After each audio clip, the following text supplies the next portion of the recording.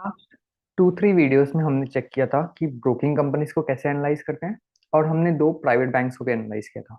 आज हम एक एनबीएफसी कंपनी को एनालाइज करेंगे जो है बजाज फाइनेंस। तो हम पहले screener.in पे जाएंगे जहाँ पे हम उसके फंडामेंटल्स एनालिसिस करेंगे, जैसे हम कंपनी सेलेक्ट कर सकें। और उसके बाद हम ट्रेडिंग व्यू पे जाके उसके टेक्निकल्स चेक करेंगे, जैसे हम उसकी प्राइस चेक कर सकें, कौन से प्राइस पे बाय करना है और क्या टारगेट प्राइस पे हमें सेल करना है। तो मैं एक बार स्क्रीन शेयर करके आपको दिखा देता हूँ। तो आप ये देखेंगे, ये बजाज फाइनेंस है। इसका ट्रे ये पहले हम इसका फंडामेंटल्स देख लेते हैं। अगर आप ये देखोगे, 4 लाख करोड़ की कंपनी है, 26 का पी है। अगर हम नीचे जाते हैं,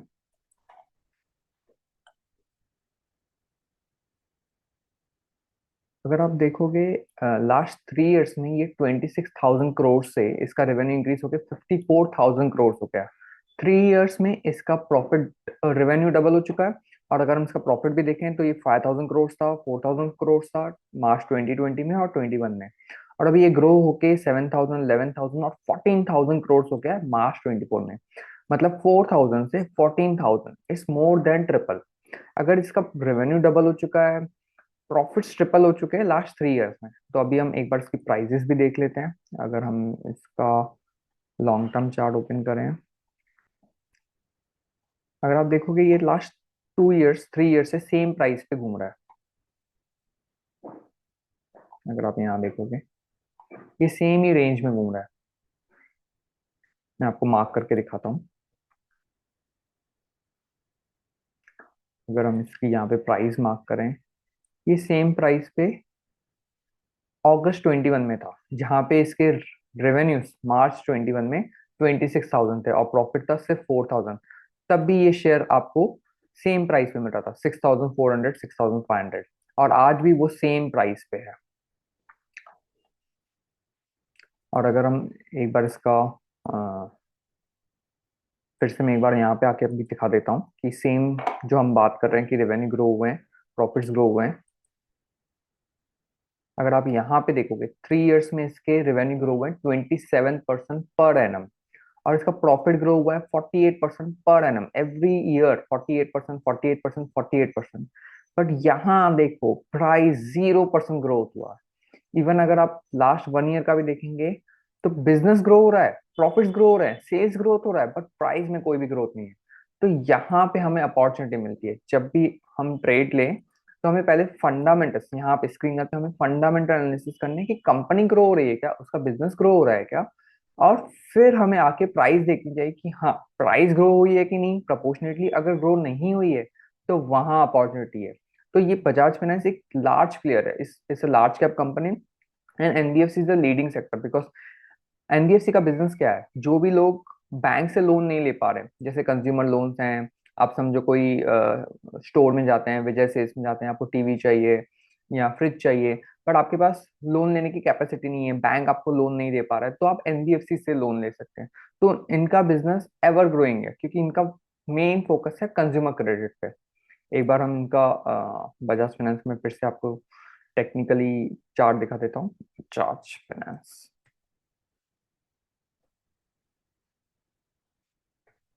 तो यहाँ पे हमें समझेगा कि कौन से प्राइस पे हम एंटर हो सकते हैं और क्या टारगेट प्राइस रहेगा।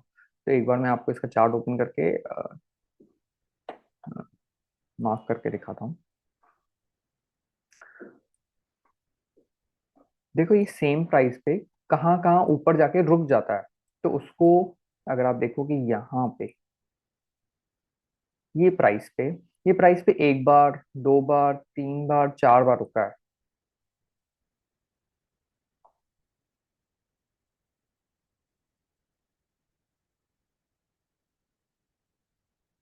देखो यहाँ पे 1, this is 2, this is 3 and this is 4। ये ऊपर गया बट ये वहां पे सस्टेन नहीं कर पाया, फिर से नीचे आ गया। तो इसको हम, जहाँ पे प्राइस बार बार रुक के नीचे आ जाती है, इसको हम रेजिस्टेंस बोलते हैं।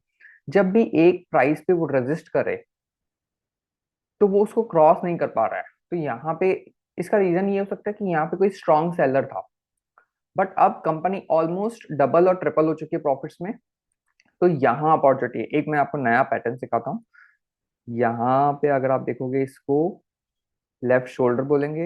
ये आपका बड़ा सा हेड रहेगा, ये इसका राइट शोल्डर रहेगा, और ये मल्टीपल शोल्डर्स बना रहा है। जब ये मैं एक बार फिर से बताता हूँ, ये लेफ्ट शोल्डर है, ये हेड है इसका, ये इसके राइट शोल्डर है, और ये मल्टीपल शोल्डर्स बना रहा है। तो इसको reverse head and shoulder pattern बोलते हैं। तो reverse head and shoulder pattern में क्या टारगेट रहता है, मैं आपको वो भी मार्क करके दिखाता हूँ। तो इसका जो ये डेप्थ है, ये पॉइंट यहां से लेके, ये इसको हम नेक लाइन बोलेंगे, ये नेक लाइन तक ये हम मार्क करेंगे। और इसको लेके अगर ये यहाँ से ब्रेकआउट देता है, ये नेक लाइन से, तो इसका एक बार हम टारगेट देख लेते हैं, क्या टारगेट प्राइस रहेगा। इसका आ रहा है 10,650। और अगर हम करंट प्राइस से इसका टारगेट देखें कि कितना अपॉर्चुनिटी है, जी 65%। अगर आपको 65% 2 साल भी लग जाते हैं तो बहुत बड़ा पैसा होता है। मतलब एक साल में ऑलमोस्ट 28-30%। अगर आप 28-30% पर एनम कमा रहे हैं, तो आपका पैसा ट्रिपल हो जाए, डबल हो जाएगा 3 साल में। डबल हो जाएगा एवरी 3 इयर्स, अगर आप 28-30% कमा रहे हैं। और 10 इयर्स में, 10 इयर्स में अगर आप 28-30% से ऐसे ट्रेडिंग सीख के कर रहे हैं, तो आप 10 इयर्स में पैसा 10 टाइम्स कर सकते हैं। फॉर एग्जाम्पल, अगर आज आप 1 लाख रुपया लगा रहे हैं, तो वो पैसा 10 साल में 10 गुना हो जाएगा, और 20 साल में 100 गुना हो जाएगा। आपको क्या करना है, जब भी आप इन्वेस्ट करें, आप पूरा पैसा एक कंपनी में इन्वेस्ट नहीं करें।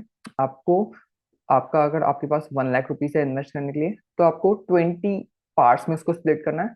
5-5 थाउजेंड करके एक एक स्टॉक में डालना है। तो आपके पास 20 का बास्केट होना चाहिए।